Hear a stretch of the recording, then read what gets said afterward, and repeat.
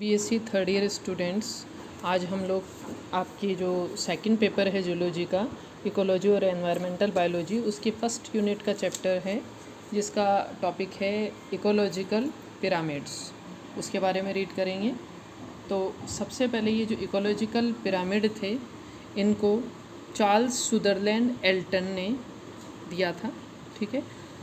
और उन्हीं के सम्मान में, एल्टन के सम्मान में इसको एल्टोनियन पिरामिड भी कहा जाता है, ठीक है।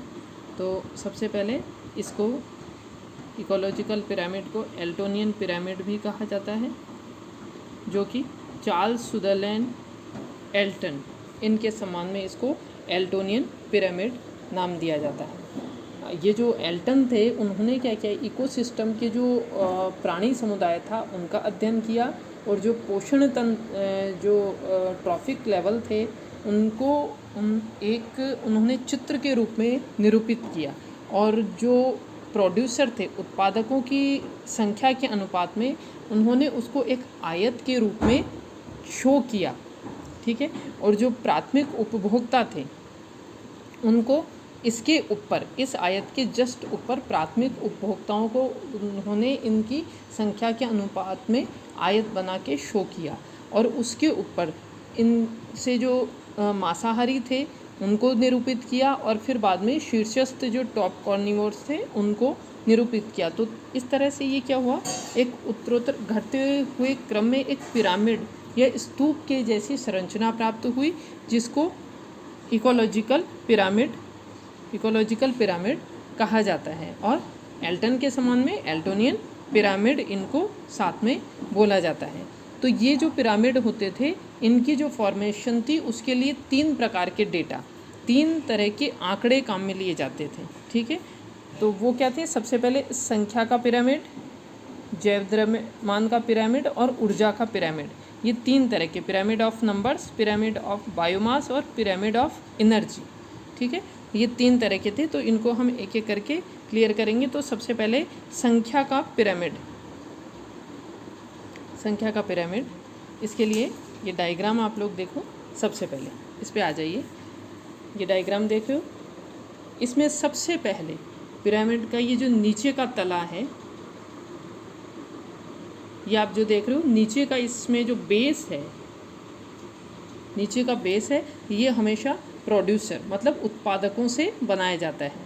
और यदि इसके पिरामिड का जो निर्माण करते हैं, उसमें क्या लिया जाता है, जो इकोसिस्टम में अलग अलग भूमिका निभाने वाले जो जीव होते हैं, उनकी संख्या को इसमें आधार बनाया जाता है, और फिर पिरामिड बनाया जाता है। तो इन आंकड़ों से जो पिरामिड बना, वो कहलाता है संख्या का पिरामिड। मतलब जब जीवों की संख्या को आधार मानकर फिर आंकड़े एकत्रित किए जाएं और पिरामिड बनाया जाए, तो वो संख्या का पिरामिड कहलाता है। जैसे एक पोंड लेंगे, अगर तालाब का जो इकोसिस्टम होता है, उसमें उत्पादकों की संख्या क्या होती है, बहुत ज़्यादा होती है, बहुत संख्या में ये उत्पादक इसमें हो सकते हैं। तो ये इतना बड़ा जो आयत बनाया गया है, उनकी बड़ी संख्या को शो कर रहा है, ठीक है। इसमें हरी वनस्पतियाँ, प्लवक, प्लैंकटन आदि सभी इसमें आते हैं। और क्योंकि इनकी संख्या बहुत अधिक होती है, तो इसके लिए इसका बड़ा वाला आयत सबसे नीचे इसमें बनाया गया है। उसके बाद शाकाहारी जंतु, ठीक है, और जैसे छोटी मछलियाँ, छोटे जीव जो होते हैं, वो फिर प्राथमिक उपभोक्ता, प्राइमरी कंज्यूमर्स, ठीक है, उनको तो इनको भी इनकी संख्या के अनुपात में इसके जस्ट ऊपर आयत के रूप में वही निरूपित किया गया, ठीक है। और फिर इसके जस्ट ऊपर जो द्वितीय उपभोक्ता, सेकेंडरी कंज्यूमर्स थे, ठीक है, जो कि मांसाहारी जंतु थे, उनको भी इनकी संख्या के अनुपात में इसी तरह आयत के अंदर शो किया गया, ठीक है। और इसके ऊपर जो तृतीयक उपभोक्ता या शीर्षस्थ मांसाहारी थे, उनका फिर एक टॉप कार्निवर्स का आयत बनाया जाता है, ठीक है। और कभी कभी ऐसा भी किया जाता है कि ये जो ट्रॉफिक लेवल बनाए जाते हैं, उसमें साथ में जो जीव इसके अंतर्गत आते हैं, उनके डायग्राम भी शो कर दिए जाते हैं, और साथ में इनकी संख्या भी लिख दी जाती है। ऐसे भी आपको पिरामिड्स कहीं शो हो सकते हैं नेट पर जब आप लोग देखेंगे। और कभी कभी ये जो पिरामिड्स ये बनते हैं तो इनको मतलब पिरामिड की वास्तविक शेप देने के लिए इसको तिकोने स्वरूप में, जैसे आप लोग इसमें देख रहे हैं, तिकोना स्वरूप देने के लिए इस तरह का भी बना देते हैं, जिससे ये पिरामिड की संरचना इसमें शो हो जाती है, जिसमें producer, primary consumer, secondary consumer और टॉप कॉर्निवर्स, और इस तरह का तिकोना इसको बना दिया गया। ठीक है, तो इस तरह से ये नीचे से चौड़े होंगे, ऊपर जाते जाते ये संकरे हो जाते हैं। तो इस तरह के पिरामिड को कहते हैं अपराइट, इसको बोलते हैं अपराइट।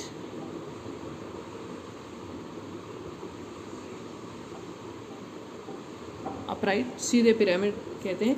लेकिन ये ज़रूरी नहीं है कि ये जो पिरामिड होते हैं ये हमेशा सीधे ही बने।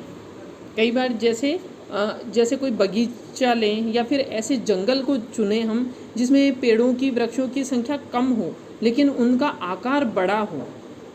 ठीक है, आकार अगर बड़ा हो और इन पर बहुत से कीट और पक्षी पनपते रहते हैं तो ये प्राइमरी कंज्यूमर्स हो गए, और इन उपभोक्ताओं पर पनपने वाले जो परजीवी होते हैं उनकी संख्या और भी ज़्यादा होती है। तो फिर क्या होगा, पिरामिड किस तरह का बना दिखाई देगा? फिर जो पिरामिड होगा वो उल्टा पिरामिड बनेगा, जैसे प्रोड्यूसर, फिर प्राइमरी कंज्यूमर्स, सेकेंडरी कंज्यूमर्स और टॉप कॉर्निवर्स। तो ये उल्टा पिरामिड बन गया।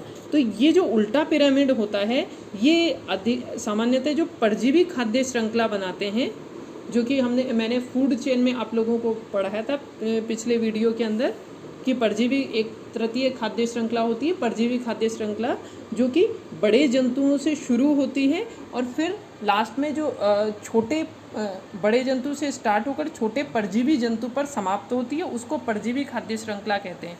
तो जो परजीवी खाद्य श्रृंखला होती है उसमें इस तरह का ये उल्टा पिरामिड पाया जाता है। ठीक है, नेक्स्ट आता है पिरामिड ऑफ बायोमास या जैव द्रव्यमान का पिरामिड। तो अभी जो हमने अभी पिछला पढ़ा संख्या का पिरामिड, उसमें तो क्या था, संख्या के पिरामिड में संख्या जो है वो एक महत्वपूर्ण पैरामीटर होती है।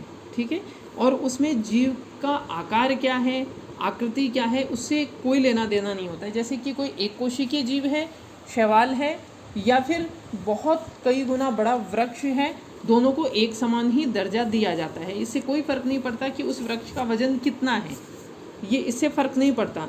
तो इस कारण क्या होता है कि कई बार संख्या का पिरामिड उल्टा भी बनता है, जिसे ऐसा लगता है कि जैसे कम उत्पादकों पर अधिक उपभोक्ता पनप रहे हैं, जो कि इस पिरामिड का जो 10% का नियम है वो इस पर लागू नहीं होता। वो इसको मैं अभी आपको एनर्जी वाले पिरामिड में 10% के नियम को बताऊंगी, अभी वो आगे आएगा नेक्स्ट। ठीक है, तो संख्या के पिरामिड की तुलना में ये जो द्रव्यमान का पिरामिड होता है, पिरामिड ऑफ बायोमास, ये ज़्यादा उपयोगी होता है। इसके अंदर जो जैव द्रव्यमान बायोमास होता है उसका पिरामिड बनाया जाता है। इसमें क्या होता है, निश्चित क्षेत्रफल में कोई एक निश्चित डेफिनेट कोई एरिया है, उसमें एक ट्रॉफिक लेवल के जीवों का जो औसत द्रव्यमान होता है, औसत द्रव्यमान को ज्ञात करके उसके आधार पर पिरामिड बनाया जाता है। ठीक है, तो कोई भी जो इकोसिस्टम होता है उसमें जो संपूर्ण जीव होते हैं या समस्त जीवों का जो शुष्क भाग मतलब ड्राई वेट होता है उसको बायोमास कहते हैं, और उसके आधार पर ये बायोमास का पिरामिड बनाया जाता है। ठीक है, तो जैव द्रव्यमान से जैसे पूर्ण पारितंत्र जो होता है उसमें कई बार क्या होता है, जैसे उत्पादकों की संख्या, द्रव्यमान कम हो जाता है, तो वैसे तो क्या होता है, जैव द्रव्यमान के जो पिरामिड होते हैं वो आकृति में हमेशा सीधे ही बनते हैं, सीधे पाए जाते हैं। लेकिन कई बार क्या होता है, जैसे पोंड है उसमें कई बार जो उत्पादक होते हैं उनका जैव द्रव्यमान कम हो सकता है किसी भी कारण से, कि उनका जैव द्रव्यमान कम हो गया, लेकिन क्या होता है लेकिन वो क्या करते हैं, उत्पादन की दर इतनी तीव्र रखते हैं कि जो अगला पोषण स्तर है उनकी आवश्यकता को वो पूरी कर देते हैं। तो उल्टा पिरामिड प्राप्त हो सकता है जैव द्रव्यमान का, वो परिस्थिति पे डिपेंड करता है। ठीक है, यही a pyramid of biomass show that total biomass of organism, जो बायोमास का पिरामिड होता है वो ऑर्गेनिज्म का जो टोटल बायोमास है उसको शो करता है involve at each trophic level of an ecosystem. किसी भी इकोसिस्टम के हर एक पोषण स्तर पर जितने भी ऑर्गेनिज्म का टोटल बायोमास है उसको ये शो करता है, ठीक है। और these pyramids are not necessarily upright, जरूरी नहीं है कि ये पिरामिड हमेशा सीधे ही बने। They can be lower amount of biomass at the bottom, उसमें कम अमाउंट भी हो सकता है बॉटम पे, ये उस पर सिचुएशन पे डिपेंड करता है, ठीक है। नेक्स्ट आता है एनर्जी पिरामिड, ठीक है।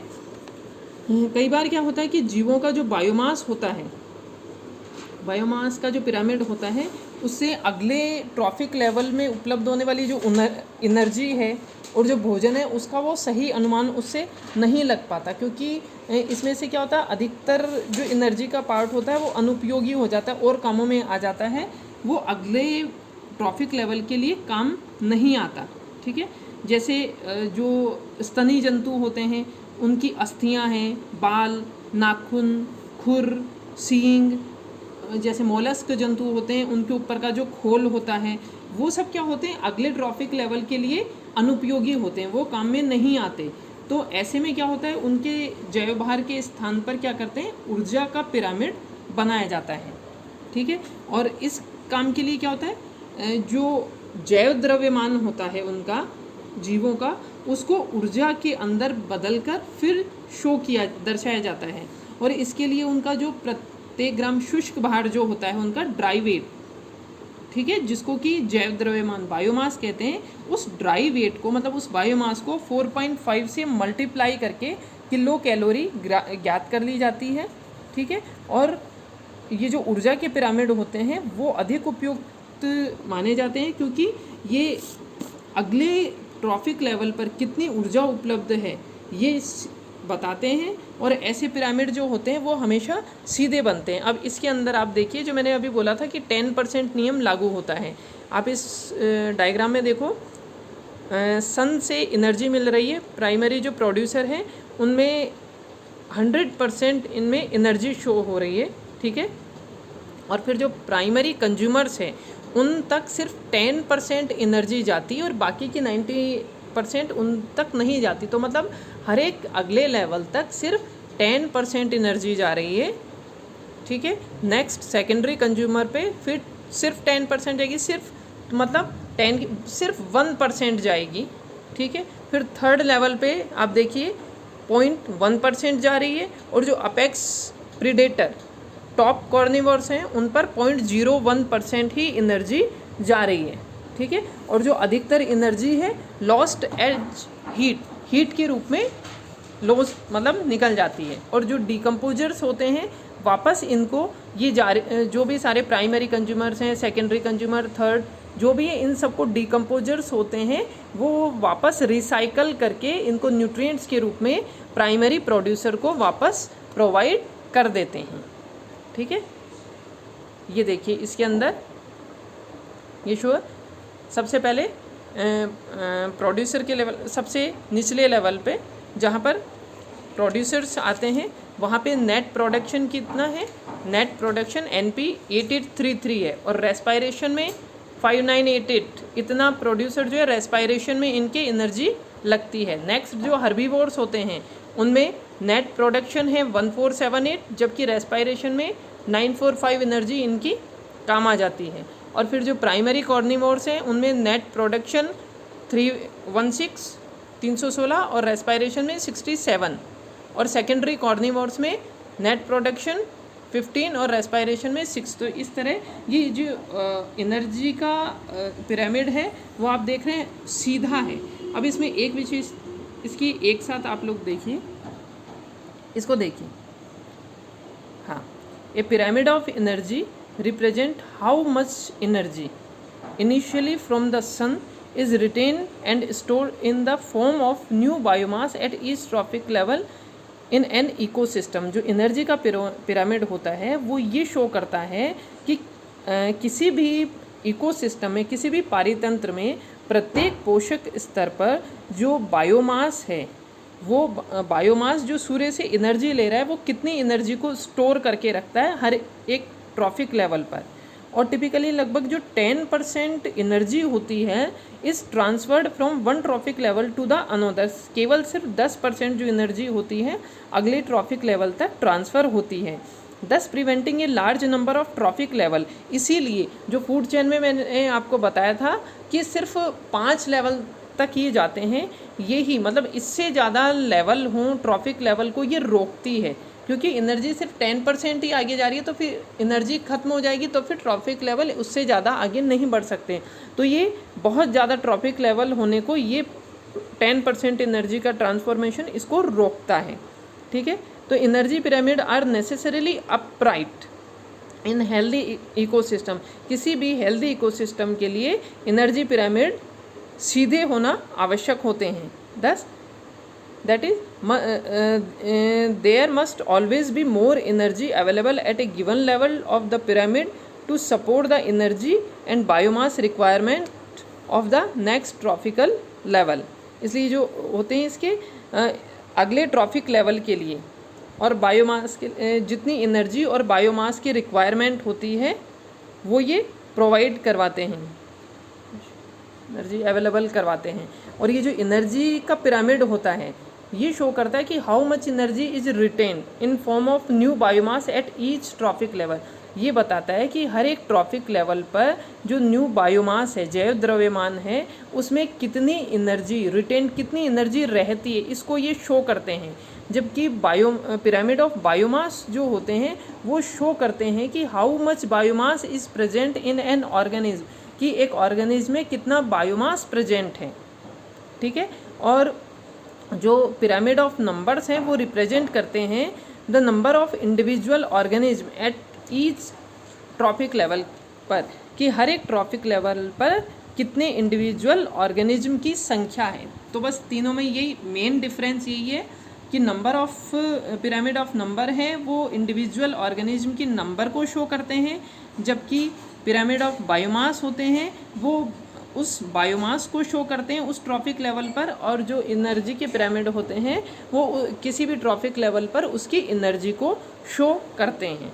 ठीक है, और जो एनर्जी के पिरामिड होते हैं वो नॉर्मली अपराइट सीधे होते हैं, लेकिन जो दूसरे ये दोनों होते हैं नंबर्स के और बायोमास के पिरामिड वो इन्वर्ट होते, टेक अदर शेप। ये दूसरी शेप, मतलब ये उल्टे भी हो सकते हैं, लेकिन एनर्जी का पिरामिड हमेशा सीधा होता है। इसके साथ ये आपका टॉपिक कंप्लीट होता है।